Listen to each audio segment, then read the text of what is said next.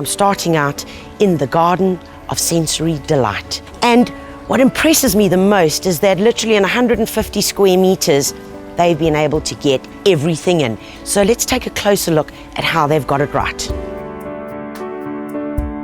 This garden is packed with all the great elements that make us happy gardeners. The most important one, of course, is the Veggie Garden. This is literally 3 meters by 3 meters, 9 square meters, and in this is a fully functional veggie garden. Brilliant. How did they get it right? The use of the poles. Isn't that so cool? Creating different levels, and very importantly, guys, because don't make this mistake, the beds are not too deep. What else is so cool? I love this. Take a look at this on the edge here. The beautiful rock that's been used on a bit of angle line. Really simple. It's a design effect, but it's also incredibly practical because growing up each one are beautiful little peas. And in here we've got my favorite herb, red mustard, lettuce, all things edible, bit of chives, rosemary, and even edible flowers in the form of pansies and violas. Be inspired to grow veggies in a small space. The addition of water into this garden just completes it. The fact that the garden really aims at working on the senses, sound, touch, sight, and the addition of water just brings in that amazing tranquility. There are 2 water features in this garden. The central focal point, which is here, lovely and long in a narrow space. The Gabion water features are brilliant. I love the fact that they've literally made a bit of wire, all the dump rock inside, and then the water that just trickles through. Very safe for kids, also very environmentally friendly because there's not going to be a waste of water.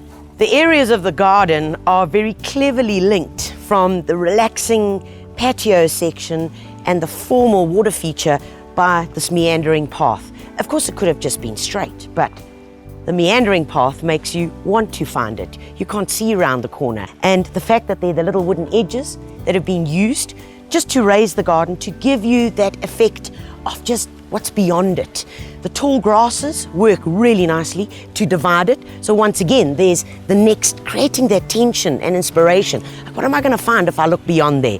The planting is fantastic in this garden. Lavender all over. Behind me here is some wonderful lime, and the senses are all awoken right through this little pathway. So as you're walking, so you're touching and holding and smelling. And look what's on the other side of the meandering pathway. I mean, isn't it gorgeous? An outdoor, relaxing area which really inspires the senses. We've got the most amazing candelabra, a few candles in it on a beautiful day and an evening. Who wouldn't want that? And this just screams out, touch me. And that's why you can see it's all based on the senses. The mint growing around here, I mean, it's gorgeous, absolutely gorgeous. But the use of space around here is fantastic. The vertical spaces that have been used with the hanging baskets. Behind me, the raised veggie planters, once again, using that thread all the way through the garden, which is the poles.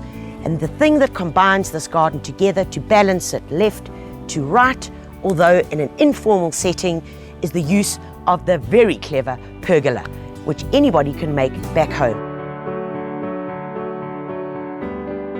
And every garden needs a space where you can sit back and relax, put your feet up, and look at all your hard work. And this is it. But what they've got right is literally, it's surrounded by plants that work on your senses. From the little jasmine right over here that's climbing up the little pergola. And look how simple it is. Underneath these benches is they've used alyssum, white alyssum under the benches. Of course, because they can grow it because there's slats here. And we all know that alyssum is known as sweet-scented alyssum because of the wonderful fragrance. So while you're sitting here, boom, you are surrounded by romance, by sweet scents, and then knitting it all together, of course, is the fact that there's mosaic, which is a thread that has been brought together right throughout the garden, on the pots, literally on these holders, which have been used for the table, and that is the thread that brings it through. Remember, in every garden, we need something that holds it together. What is the dominant theme? What is the major material that we're going to be using? This is truly a garden that delights all of the senses, and it has done just that to me.